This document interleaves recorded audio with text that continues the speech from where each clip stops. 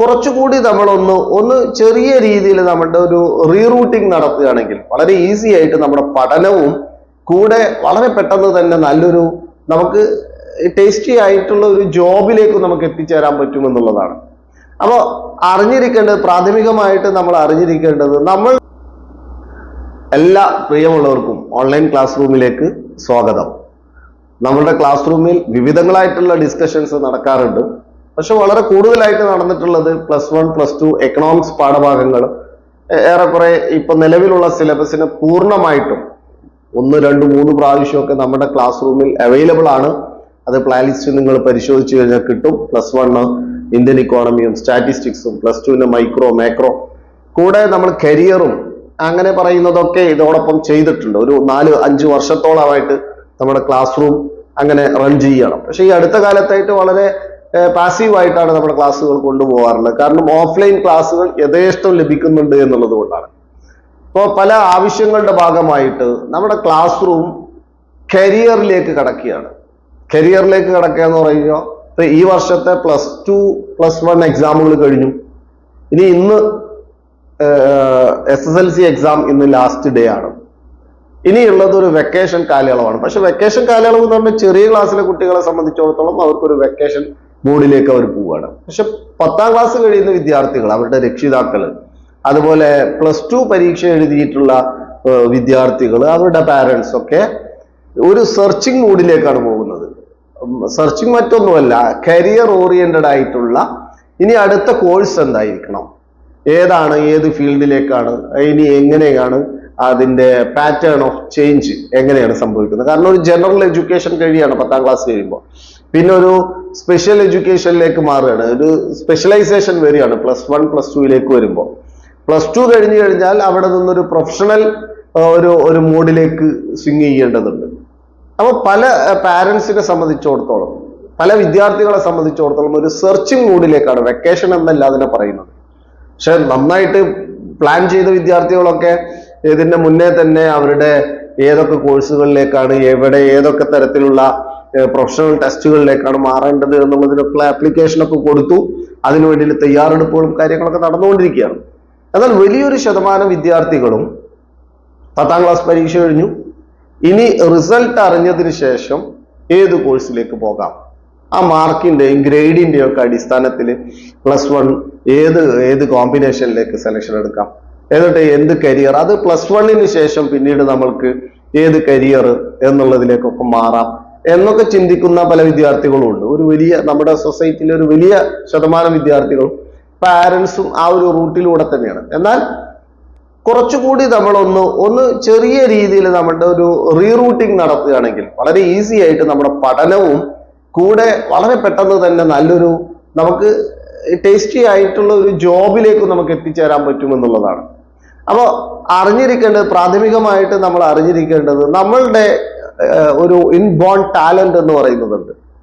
എല്ലാ കഴിവുകളും ഒരാളിൽ ഉണ്ടായിക്കൊള്ളുന്നില്ല. പക്ഷെ നമ്മളിലുള്ള കഴിവിന്റെ അത് നമ്മളുടെ താല്പര്യവും അതിൻ്റെ ഒരു ഇൻട്രസ്റ്റും നമ്മളിലേക്ക് ഉണ്ടെങ്കിൽ ആ ഒരു മേഖലയിലാണ് നമ്മുടെ പഠനവും നമ്മുടെ ജോലിയുമെങ്കിൽ വളരെ ഈസി വാക്ക് ഓവറിലായിരിക്കും നമ്മുടെ ലൈഫ് മുന്നോട്ട് പോകുന്നത്.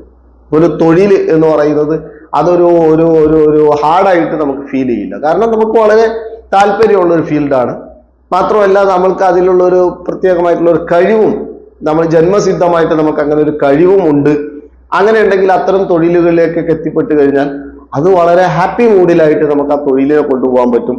ലൈഫ് വളരെ എനർജറ്റിക് ആയിട്ട്, വളരെ എൻജോയ്മെന്റ് മൂഡിലായിട്ട് നമുക്ക് ലൈഫിനെയും സെറ്റിൽ ചെയ്യാൻ പറ്റും. പക്ഷെ അവിടെയുള്ള ഒരു കോൺഫ്ലിക്റ്റ് എന്ന് പറയുന്നത്, നമുക്ക് കുറെ താല്പര്യങ്ങൾ ഉണ്ടായിരിക്കും. നമുക്ക് ആ ഒരു ഫീൽഡിൽ തൊഴിലെടുക്കണം, അല്ലെങ്കിൽ അങ്ങനെയുള്ള ഒരു കോഴ്സ് ചെയ്യണം, നമ്മുടെ വളരെ വലിയ ഇൻട്രസ്റ്റ് നമുക്ക് അതിലുണ്ടാവും. പക്ഷെ അതിലേക്കാണ്ട് ഇറങ്ങിക്കഴിഞ്ഞാലായിരിക്കും അത് അത്രമാത്രം നമ്മൾക്കത് ഗ്രാസ്പ് ചെയ്യാൻ പറ്റുന്നില്ല, അത്രമാത്രം നമ്മൾക്കത് പ്രവൃത്തി പദത്തിൽ കൊണ്ടുവരാനുള്ള കഴിവ് നമ്മൾക്കില്ല എന്ന് പറയുമ്പോൾ നമ്മളവിടെ വലിയ എനർജി അവിടെ നമ്മൾ സ്പെൻഡ് ചെയ്യണം, ഒരു വലിയ ടൈം നമ്മൾ അവിടെ സ്പെൻഡ് ചെയ്യണം. എന്നിട്ട് അതിന്റെ റിസൾട്ട് വളരെ കുറവായിരിക്കും.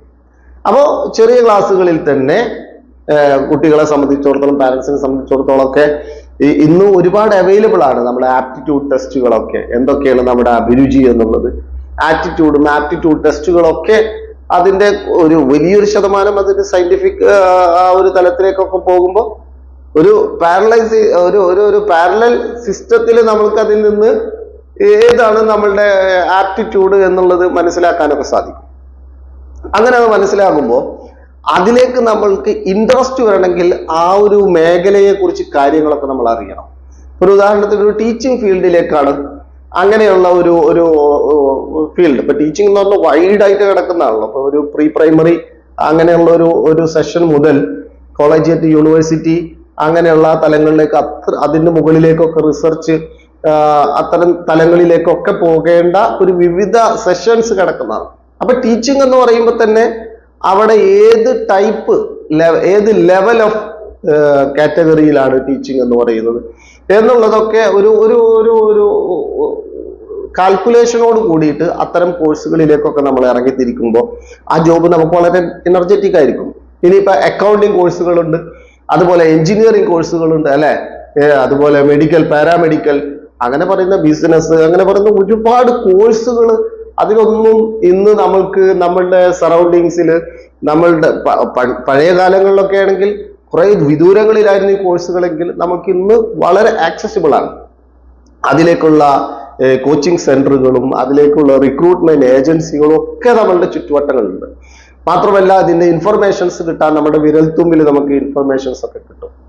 എന്നിട്ട് നമ്മളൊരു കോഴ്സിലേക്ക് ഇറങ്ങി പിടിച്ചു, ആ കോഴ്സ് അത്രയും വർഷമൊക്കെ എടുത്തു, കോഴ്സുകളൊക്കെ ചെയ്തു, ആ ജോലിയിലേക്ക് ഇറങ്ങുമ്പോൾ നമുക്ക് ആ ജോലി നമുക്ക് അത്ര ഒരു ടേസ്റ്റി ആയിട്ട് തോന്നില്ലെങ്കിൽ പിന്നെ നമ്മൾ റീറൂട്ട് ചെയ്യേണ്ടി വരും. അപ്പോൾ 10ാം ക്ലാസ് കഴിയുന്ന വിദ്യാർത്ഥികൾ, +2 കഴിയുന്ന വിദ്യാർത്ഥികൾ ആദ്യം തന്നെ നമ്മളിൽ മറ്റുള്ളവരോ അല്ല ഒരുപാട് ക്യാഷ് ഉണ്ടാക്കാൻ പറ്റുന്ന കോഴ്സ് എന്നോ അല്ലെങ്കിൽ ഒരുപാട് ഫ്രീ ടൈം ഉള്ള അല്ലെങ്കിൽ ഒരുപാട് എൻജോയ്മെന്റ് മൂഡുള്ള കോഴ്സ്, വളരെ അട്രാക്റ്റീവ് ആയിട്ടുള്ള ജോബ് അങ്ങനെയൊക്കെ പറഞ്ഞ് ചിന്തിച്ചിട്ട് നമ്മൾക്കത് ചെയ്യാൻ പറ്റുമോ എന്നുള്ളത് കൂടി അവിടുത്തെ ഒരു പ്രധാനപ്പെട്ട ക്വസ്റ്റ്യൻ ആണ്.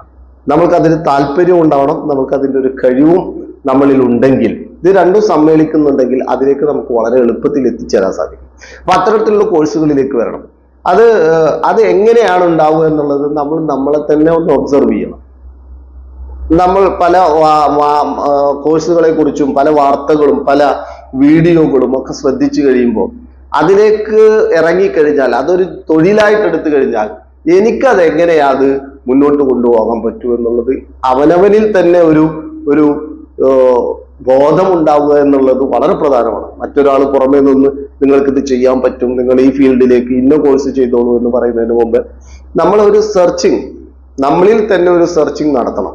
എങ്ങനെയൊക്കെയാണ് നമ്മളുടെ ടേസ്റ്റ്, എങ്ങനെയാണ്, എന്തൊക്കെ കഴിവുകളുണ്ട് എന്നുള്ളതൊക്കെ ഒരു സെർച്ചിങ്, അത് വളരെ യൂസ്ഫുൾ ആയിരിക്കും.